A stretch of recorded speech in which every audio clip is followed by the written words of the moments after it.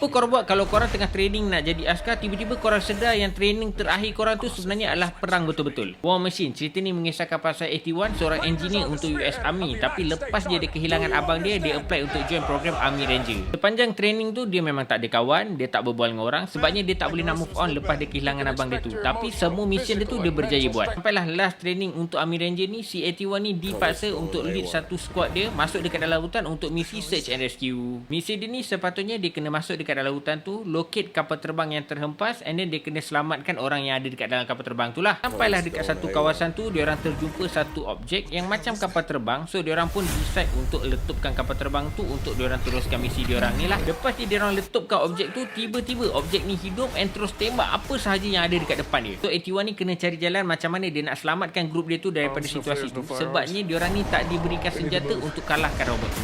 Apa yang aku suka dekat cerita ni, first action pack dekat dalam cerita ni memang padat. Daripada awal sampai habis memang penuh dengan action scene. Pacing cerita ni memang laju, and part yang paling intense dekat dalam cerita ni bila diorang ni kena lari non-stop untuk elakkan diri daripada terkorban, sebabnya robot ni kena tembak dengan apa pun semua tak load. So kalau korang suka cerita yang fast pace and penuh dengan action scene, korang boleh layan War Machine ni, ada dekat Netflix.